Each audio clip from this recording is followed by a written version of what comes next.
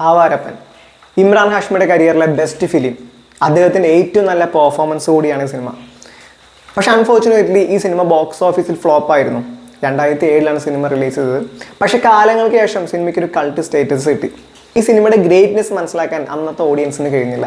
ഇന്ന് ഈ cinema release ചെയ്യുകയാണെങ്കിൽ ഒരു വലിയ വിജയമാവാനുള്ള എല്ലാ വക സാധ്യതയുണ്ട്. ഈ സിനിമയ്ക്ക് കേരളത്തിൽ ഫാൻസ് വളരെ കുറവാണ്. കാരണം കേരളത്തിൽ ഒരു വലിയ വിഭാഗം ജനങ്ങളും ഇമ്രാൻ ഹാഷ്മിയെ കാണുന്ന ഒരു സീരിയൽ കിസറായിട്ട് മാത്രമായിരിക്കും. അദ്ദേഹത്തിൻ്റെ പൊട്ടൻഷ്യൽ ഇവിടെ പലരും തിരിച്ചറിഞ്ഞിട്ടില്ല. മോയിസൂരിയാണ് സിനിമ ഡയറക്റ്റ് ചെയ്തത്. അദ്ദേഹത്തിൻ്റെ കരിയറിലെ ഏറ്റവും മഹത്തായ കലാസൃഷ്ടിയാണ് ആവാരപ്പൻ. ഞാനിപ്പോൾ ചെയ്യാൻ പോകുന്നത് ഈ സിനിമയുടെ എക്സ്പ്ലെയിൻഡ് വീഡിയോ ആണ്. അപ്പോൾ സ്പോയിലേഴ്സ് ഉണ്ടായിരിക്കും. നമുക്ക് എന്തായാലും കഥയിലേക്ക് കിടക്കാം. ഭരത് മാലിക് എന്ന ക്രിമിനൽ ഗ്യാങ്സ്റ്റർ. അയാൾ ഗ്യാങ്സ്റ്റർ മാത്രമല്ല, വളരെ സക്സസ്ഫുൾ ആയ ഒരു ബിസിനസ്മാൻ കൂടിയാണ്. ഹോങ്കോങ്ങിൽ ഒരുപാട് ഹോട്ടൽസ് അയാൾക്കുണ്ട്. അയാളുടെ വലം കൈയാണ് ശിവം. ശിവം ഹാർട്ട് ബ്രോക്കനായ ഒരു എയ്ത്തിയസ്റ്റായ ചെറുപ്പക്കാരനാണ്. മാത്രമല്ല ആരെയും ഒന്നിനെയും ഭയമില്ലാത്തൊരു ചെറുപ്പക്കാരൻ കൂടിയാണ്. അയാൾ ഏറ്റവും വിശ്വസ്തനായ അനുയായി കൂടിയായിരുന്നു ശിവം. മാലിക് സ്വന്തം മകനേക്കാൾ നന്നായി ട്രീറ്റ് ചെയ്യുന്നത് ശിവത്തിനെ ആയിരുന്നു. ഒരു ദിവസം മാലിക് ശിവത്തെ ഒരു കാര്യം ഏൽപ്പിക്കുകയാണ്. അയാൾ യങ് മിസ്ട്രസ്സായ രഹസ്യകാമുകിയായ റീമയെ രഹസ്യമായി നിരീക്ഷിക്കാൻ അയാൾ ശിവത്തോട് പറയാണ്. കാരണം അവൾക്ക് വേറെ അഫയർ ഉണ്ടോ എന്ന് മാലിക്കിന് ചെറിയ സംശയമുണ്ട്. മാലിക് ഒരു ബിസിനസ് ആവശ്യത്തിനായി ലണ്ടനിലേക്ക് പോവുകയാണ്. റീമ ഒരു പാകിസ്ഥാനി പെൺകുട്ടിയാണ്. മാത്രമല്ല അവളൊരു സെക്സ് ട്രാഫിക്കിങ്ങിൻ്റെ വിക്റ്റിം കൂടിയാണ്. മാലിക് ആക്ച്വലി അവളൊരു ബാങ്കോക്കിലെ ഫ്ലഷ് മാർക്കറ്റിൽ നിന്ന് സ്വന്തമാക്കിയതാണ്. റീമയ്ക്ക് വേറെ അഫയർ ഉണ്ടെന്ന് ബോധ്യമായാൽ ഉടൻ മാലിക്കിനെ അറിയിക്കാമെന്ന് ശിവം അയാൾക്ക് വാക്ക് കൊടുക്കുകയാണ്. അങ്ങനെ തൻ്റെ ബോസിന് കൊടുത്ത വാക്ക് പാലിക്കാനായി, അയാളുടെ നീതി പുലർത്താനായി ശിവം അവളെ സ്പൈ ചെയ്യുകയാണ്. പക്ഷെ അവളുമായുള്ള ഇൻട്രാക്ഷൻസ് ശിവത്തെ കൊണ്ടെത്തിക്കുന്നത് അവൻ്റെ നഷ്ടപ്രണയത്തിൻ്റെ ഓർമ്മകളിലേക്കായിരുന്നു.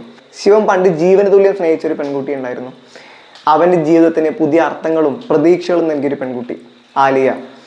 ഒരു മാർക്കറ്റിൽ വെച്ചിട്ടാണ് ശിവം അവൾ ആദ്യമായിട്ട് കാണുന്നത്. ധാർമ്മികതയെക്കുറിച്ച് അവനെ പഠിപ്പിച്ചതും പ്രാർത്ഥിക്കാൻ അവനെ പ്രേരിപ്പിച്ചതും ആ പെൺകുട്ടിയായിരുന്നു.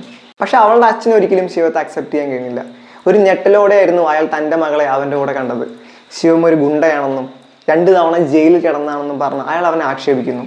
പക്ഷെ ശിവം യാതൊരു പ്രകോപനവും കൂടാതെ തൻ്റെ കയ്യിലുള്ള ഗൺ അയാൾക്ക് കൊടുത്തുകൊണ്ട് എന്നെ ആലിയയുടെ കൂടെ ജീവിക്കാൻ അനുവദിക്കുകയാണെങ്കിൽ എല്ലാം ഞാൻ ഉപേക്ഷിക്കാൻ തയ്യാറാണെന്ന് അയാൾക്ക് വാക്ക് കൊടുക്കുന്നു. പക്ഷെ സ്ഥലകാല ബോധം പോലും നഷ്ടപ്പെട്ടു നിൽക്കുന്ന അയാൾ ശിവത്തെ നേരെ നിറയൊഴിക്കുന്നു. ശിവം ഒഴിഞ്ഞു മാറുന്നു. ശിവത്തിന് പകരം വെടിയേറ്റത് ആലിയുടെ നെഞ്ചിലേക്കായിരുന്നു.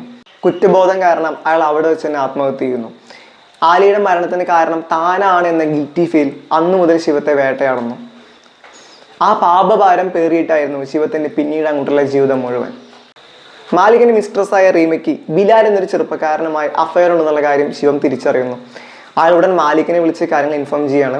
അവളെയും ആ ചെറുപ്പക്കാരനെ കൊന്നുകളയാൻ അയാൾ ഓർഡർ കൊടുക്കുകയാണ്. റീമ ബിലാലിൻ്റെ കൂടെ പാകിസ്ഥാനിലേക്ക് പോകാൻ ഒരുങ്ങായിരുന്നു. ശിവം അവരെ തടയുന്നു. തൻ്റെ ബോസിൻ്റെ ഓർഡർ പോലെ ശിവം 2 പേരെയും കൊല്ലാൻ ഒരുങ്ങുന്നു. പക്ഷേ ആരുടെയും അടിമയെ എനിക്ക് ജീവിക്കാനാവില്ല, സ്വാതന്ത്ര്യം എൻ്റെ അവകാശമാണ്, ദൈവത്തെ ഓർത്തെങ്കിലും എന്നെ വെറുതെ വിടണം എന്ന് പറഞ്ഞവൾ നിലവിളിക്കുമ്പോൾ ആ നിലവിളിയിൽ ശിവത്തിന് ആലിയെ കാണുന്നു. ധാർമ്മികതയെക്കുറിച്ചും ദൈവത്തെക്കുറിച്ചും അവൾ പഠിപ്പിച്ച പാഠങ്ങൾ അവൻ്റെ മനസ്സിൽ പ്രതിധ്വനി പോലെ മുഴങ്ങുന്നു. അവരെ കൊല്ലാൻ ശിവത്തിന് കഴിയുന്നില്ല. ആദ്യമായി അയാൾ തൻ്റെ ബോസിന് കൊടുത്ത വാക്ക് തെറ്റിക്കുന്നു. ശിവം ഉടൻ എല്ലാം അവസാനിപ്പിച്ച് ഇന്ത്യയിലേക്ക് തിരിച്ചു പോകാൻ ശ്രമിക്കുകയാണ്. പക്ഷെ അതിനു മുന്നേ മാലിക്കിൻ്റെ ആളുകൾ അവനെ പിടികൂടുന്നു, ടോർച്ചർ ചെയ്യുന്നു. അവിടെ നിന്ന് രക്ഷപ്പെട്ടു പോകുന്ന ശിവത്തിനെ പരിചരിക്കുന്നതും സംരക്ഷിക്കുന്നതും ബുദ്ധ സന്യാസികളായിരുന്നു. തൻ്റെ ജീവൻ കൊടുത്തിട്ടാണെങ്കിലും ബിലാലിനെയും റീമയെയും രക്ഷിക്കണം എന്ന് ശപഥമെടുത്തിട്ടായിരുന്നു ശിവം അവിടെ നിന്ന് പുറത്തിറങ്ങിയത്. സ്വന്തം അനുയായികളുടെ മുന്നിൽ വെച്ച് തന്നെ ശിവം മാലിക്കിനെ വെടിവെച്ച് കൊല്ലുന്നു. റീമയും ബിലാലിനെയും സഹായിക്കേണ്ടി വന്ന ശിവത്തിന് പകരം കൊടുക്കേണ്ടി വരുന്ന സ്വന്തം ജീവനായിരുന്നു. മാലിക്കിന് അനുയായികളുടെ മുന്നിൽ നിന്നും ജീവനോട് രക്ഷപ്പെടാനുള്ള ഭാഗ്യം ഉണ്ടായിരുന്നില്ല. ആവാരപ്പൻ ഒരിക്കലും ഒരു ഓർഡിനറി മൂവിയല്ല. സ്പിരിച്വലിസവും റൊമാൻസും മെർജ് ചെയ്യുന്ന റയർ സിനിമകൾ ഒന്നാണ് ആവാരപ്പൻ. ഒരു തവണ കണ്ടതുകൊണ്ട് മാത്രം ഈ സിനിമയുടെ ഗ്രേറ്റ്നെസ് നമുക്ക് മനസ്സിലാക്കാൻ കഴിയണമെന്നില്ല. വീണ്ടും വീണ്ടും കാണുന്തോറും ഇഷ്ടം കൂടുന്ന സിനിമയാണ് ആവാരപ്പൻ. എയ്ത്തിയസം, റിലീജിയൻ, ഫ്രീഡം എല്ലാം ബ്ലെൻഡ് ചെയ്ത മനോഹരമായൊരു ഇമോഷണൽ മൂവിയാണ് ആവാരപ്പൻ. അൺലൈക്ക് അതർ മൂവീസ്, പ്രണയമാണ് മനുഷ്യനെ ദൈവത്തിലേക്ക് നയിക്കുന്നതെന്ന കോൺസെപ്റ്റാണ് ഇവിടെ കൺവേ ചെയ്യുന്നത്. ശിവം ഒരു എയ്ത്തിയസ്റ്റ് ആയിരുന്നു. അവനെ സംബന്ധിച്ച് അവൻ കാണുന്ന ദൈവം അവൻ്റെ പ്രണയിനി ആലിയ മാത്രമായിരുന്നു. ബട്ട് ഇവഞ്ച്വലി അവളോടുള്ള അവൻ്റെ പ്രണയം അല്ലെങ്കിൽ അവളുടെ ഓർമ്മകളായിരുന്നു നിരീശ്വരവാദിയായി അവനെ ഈശ്വര വിശ്വാസിയാക്കി മാറ്റിയത്. ഈ സിനിമയിൽ 4 സോങ്സ് ഉണ്ട്. അതിൽ 3 സോങ്സും പറയുന്നത് ഇതിൽ പ്രൊട്ടഗോണിസ്റ്റായ ശിവവും ദൈവവും തമ്മിലുള്ള ബന്ധത്തെ കുറിച്ചിട്ടാണ്. പക്ഷെ പലരും ഇത് ഇന്റർപ്രറ്റ് ചെയ്യുന്നത് റൊമാൻറ്റിക് സോങ്സ് ആയിട്ടാണ്. ബുദ്ധിസ്റ്റിൻ്റെ ആസ്പെക്ട്സ് കൂടി നമുക്ക് ഈ സിനിമയിൽ കാണാം. കൂട്ടിലടക്കപ്പെട്ട പ്രാവുകളും പറന്നു പോകാൻ അല്ലെങ്കിൽ സ്വാതന്ത്ര്യം ഡിസേർവ് ചെയ്യുന്നവരാണ് എന്ന അവളുടെ വാക്കുകളാണ് ശിവം കിഡ്നാപ്പ് ചെയ്ത സിദ്ധാർത്ഥ ചെറുപ്പക്കാരനെ മോചിതനാക്കാൻ അവനെ പ്രേരിപ്പിച്ചത്. സിദ്ധാർത്ഥ് എന്ന് പറയുന്ന ചെറുപ്പക്കാരനാണ് പിന്നീട് ശിവത്തെ രക്ഷിക്കുന്നതും സംരക്ഷിക്കുന്നതുമായ ബുദ്ധ സന്യാസി. ബുദ്ധിസ്റ്റ് ഫിലോസഫിയായ കർമ്മ നമുക്കിവിടെ കാണാം.